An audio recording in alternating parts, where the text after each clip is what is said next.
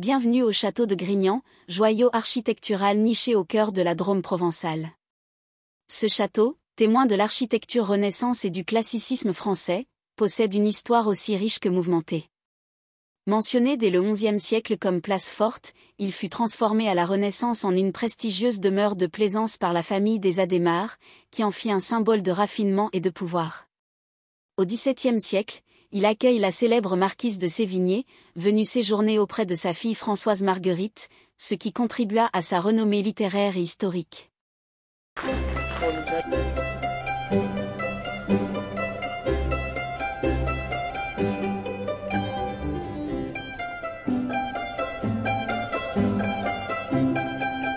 Cette salle voûtée en berceau, d'origine médiévale, se situait autrefois au niveau des réserves alimentaires.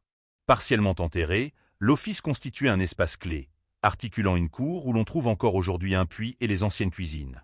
Au fil des agrandissements du château au XVIe et XVIIe siècle, les cuisines furent déplacées à 3 emplacements différents, témoignant ainsi de l'évolution architecturale et fonctionnelle du site.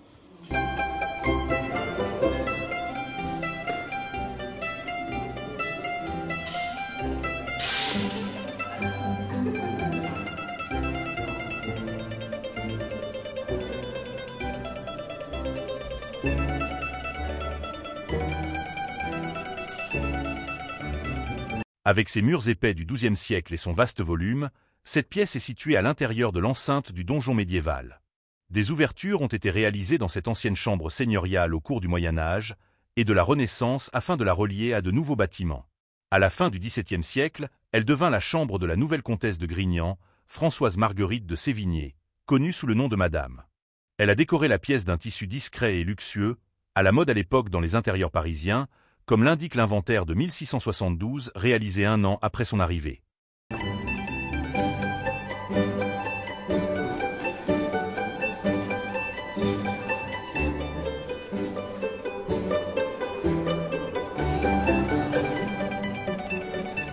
Construite au milieu du XVIe siècle, cette vaste chambre devient au début du XXe siècle le cœur de l'appartement privé de Marie Fontaine.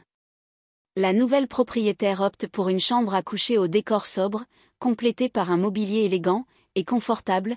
Cet ensemble se réfère à l'époque Louis XVI.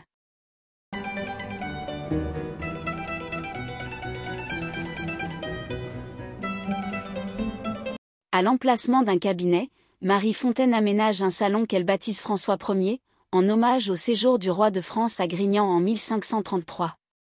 Souhaitant redonner vie à ce glorieux passé, elle opte pour un décor et un mobilier inspirés de cette époque.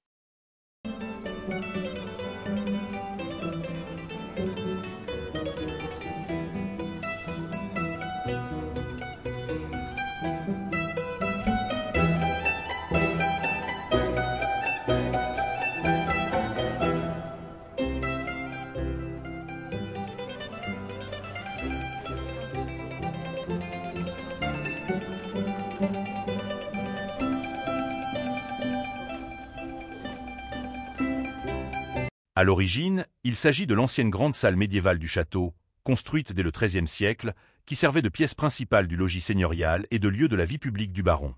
Agrandie au XVe siècle, elle était alors ornée d'une imposante cheminée monumentale aux armes des Adhémar, la famille propriétaire du château. Au fil du temps, la salle a connu plusieurs évolutions. Au XVIIIe siècle, elle prend le nom de « salle du roi », car un portrait de Louis XV y était exposé. Après la Révolution française, la pièce est laissée à l'abandon et se dégrade progressivement. Le château ayant été pillé au XXe siècle, la salle du roi bénéficie d'un important réaménagement à la fin des années 1910 sous l'impulsion de Marie Fontaine, qui lui donne un décor luxueux. Aujourd'hui, la salle du roi impressionne par sa vaste dimension et son décor somptueux, qui rappelle le prestige d'antan.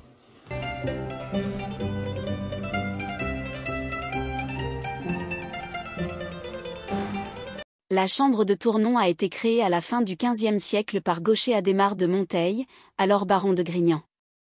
À l'origine, elle aurait accueilli son épouse, Diane de Montfort, puis a été dédiée à sa belle-fille Anne de Saint-Chamond, nièce du cardinal de Tournon, conseiller de François Ier. L'aménagement actuel de cette chambre reprend celui d'une chambre de la Renaissance, avec des tapisseries d'Aubusson du XVIIe siècle illustrant l'histoire d'Ariane de Jean Desmarais de Saint-Sorlin.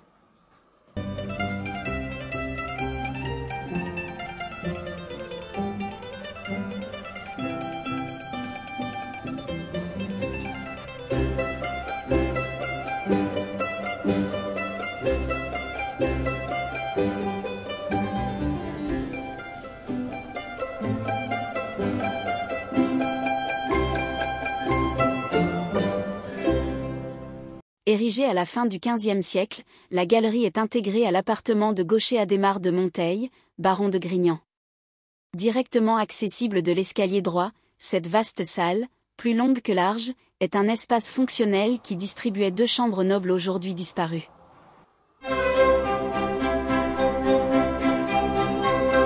Le château de Grignan est situé sur un promontoire rocheux dominant le village, propose l'une des terrasses les plus célèbres de la région, offrant un point de vue remarquable sur le nord de la Provence.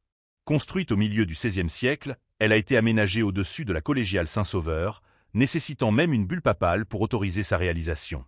Au fil des siècles, elle a fait l'objet de nombreux travaux de réparation, notamment en raison de problèmes d'infiltration d'eau qui menaçaient la collégiale située en contrebas. Elle a été plusieurs fois restaurée, notamment au XVIIe siècle, lorsque le parapet a été remplacé par une balustrade. Aujourd'hui, la terrasse du château de Grignan est un lieu privilégié pour admirer le paysage provençal et découvrir l'histoire du monument, qui a accueilli des personnages illustres comme Madame de Sévigné. L'accès à la terrasse est désormais gratuit pour les visiteurs qui souhaitent profiter de la vue exceptionnelle sur la région.